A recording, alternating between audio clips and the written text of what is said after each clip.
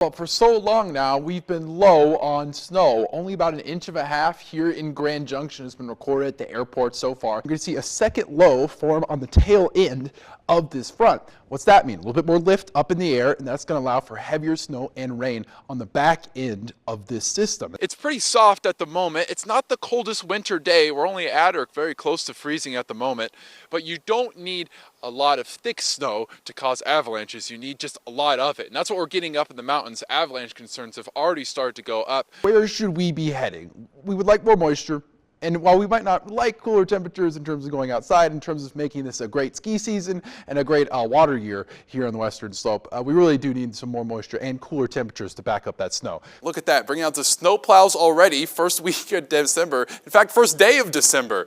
And we are not done yet, folks. We have a little bit more snowfall coming. What we saw yesterday, in fact, I think it's going to be on the lighter end compared to what we're going to see tomorrow.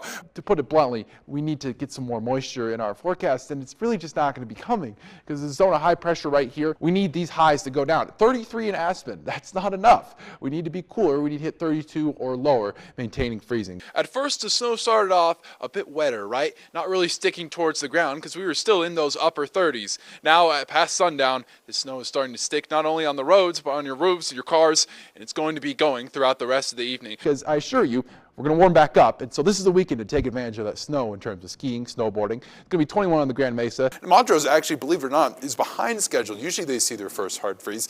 You guys see it on the 19th. Us here in Grand Junction into the month on October 31st. And although we've hit freezing here in Junction, I don't think we're going to get that hard freeze until next month and looking at our 7-day forecast. If you had plans to head along I-70 this weekend, you already probably knew that we're expecting some snow and some rain showers on the eastern side of the divide. Those are expected to continue through tomorrow morning. And you can see it's pretty widespread going up towards the Park Range and down further south. The Elk Mountains in particular are expected to receive a good, healthy amount of snowfall. That's why you have places like Vail Pass and Rabbit Ears, high traffic areas outside of I-70 still under this winter weather advisory. And currently we're stuck between systems, fighting for real estate between this colder air over towards the east and this zone of high pressure over towards the west. And this was what's kept us warm, it's what's kept us dry, and I do think a shift in our system is coming, but it's going to take a little bit longer to get there. Saturday, there's really not much to talk about. Pretty clear day, getting into those upper 40s and low 50s in the valleys and getting into those near freezing temperatures as we head overnight. But then you start to see that system arrive. This is Sunday at 7 a.m.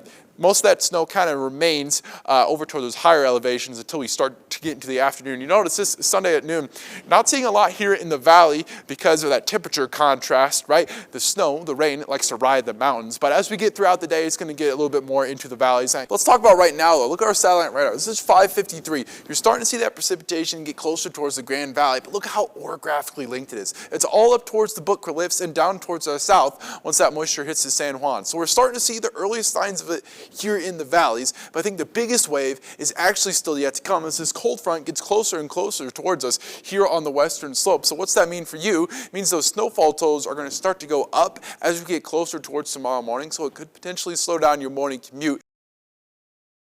All right, Western Colorado, I wanted to say goodbye to a pattern that has given us too much grief this past week or so. It's this block right here. It's called a KREX block, a high pressure system stacked on top of this low down here, meaning that we have never had here on January 13th. Here's your proof. This is the black line right here. This is us. The red line is the minimum ever recorded here on our graph, the lowest amount of snow reserves we have ever had. But how do we actually measure that? It's in snow water equivalent. You'll notice these winter weather advisories by the National Weather Service don't include a lot of the valleys, including the Grand Valley, where we still might get 1 inch of snow, but we're going to get a lot of rain too because the day is going to start off a little bit warm. A second cold front arrives around noon Mountain Time tomorrow. That's going to cool us down a whole lot, get us back into snow territory as we head into the afternoon. I'm happy to be back again. Our America's Mattress Live Tower Cam. Well, a lot snowier than the day before, right? It's calmed down, though, here in western Colorado. It's not the thickest snow yet because we're only just below freezing. In fact, only at freezing right now at the airport, 32 degrees exactly. Humidity, you notice a little bit of a drop. It was 100% just a few moments ago. We're starting to get towards the back end of this cold Arctic air mass. That means cooler temperatures as well as the snow kind of starting to die down as we get past midnight. We'll talk about that here in a moment. 38 degrees was our high on the day. A little bit cooler than we were thinking because the colder air stationary front stopped right over us here in the central mountains. And what that meant was a little bit cooler conditions, and that snow started earlier on to the day. Not too much rain, and that's good for our snowfall totals. Keep in mind, this is since about 4 or 5 p.m. It's when they reset our little counter here on Powderhorn. Around 4 inches of snow so far. Greater estimates, around 8 inches right now up on the Grand Mesa, which is what we want to see. We need that for skiing season, we need that for snowpack, but we don't really need it for those weekend travel plans. Look here on our satellite radar. It's calming down here on the Grand Mesa as well, but down towards our south, still popping up. It's going to move towards the Uncompahgre and the San Juans as we head over these next few hours, and we start to get on the dry side here in the Grand Valley, Montrose Delta, of this air mass over the next couple of hours here. Here's a visual of it right now.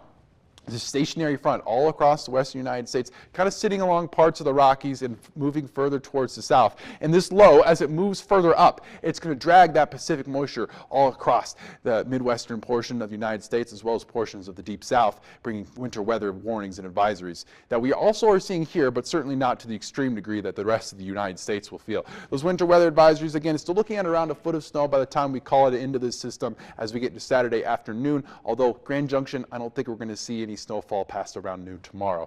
This right here, though, is very important. This is an avalanche advisory here for the West Elk Range. That does include the Ruby Range as well within there. If you're heading up towards Aspen, Vel Pass, that whole area in the West Elks, very easy to cause avalanches throughout the weekend through Sunday. You notice this advisory doesn't expire until 5 p.m. on Sunday. It's because of that heavier additional layer of snowpack. We don't need the thickest snow, we just need a lot of it. And that makes that avalanche conditions much more riper as we head into the next few days here. So do be very cautious, especially avoiding of those backcountry activities. So that snowfall, again, kind of starting to clear out over these next few hours. You know, this is Saturday at midnight. It's already calming down right now, as we saw on our camera a moment ago. Moving down south towards the Uncompahgre, you'll notice this, though, a little bit of a boost early tomorrow morning, maybe when you're getting out towards work, as we get on the back end of that front of air. You know, maybe a little bit of extra snow here in the Grand Valley, but nothing too crazy, certainly not what like we've seen earlier today around 5, 6 p.m. And it's going to move all the way over here towards the divide. There's not going to be much to think about in terms of measurable rainfall here in the western slope valleys. Once you get to the afternoon of tomorrow, maybe a little bit in Montrose, and certainly down towards Ridgeway, Ouray, the San Juan Mountains. It's going to stick around a little bit longer throughout the day on Saturday, maybe a little bit into those overnight hours. But again, Montrose, Delta, Junction, I think we're clearing out as we get by the time you hit the early afternoon tomorrow. It's going to leave us a lot colder too. Look at this, Saturday night and Sunday, 15 degrees will be your overnight low, single digits Sunday into Monday. Again, our coldest day is going to be on Sunday as we get set in that colder air mass, but back into the 40s as we get into next week. A little bit of weather whiplash as we get into this time next week.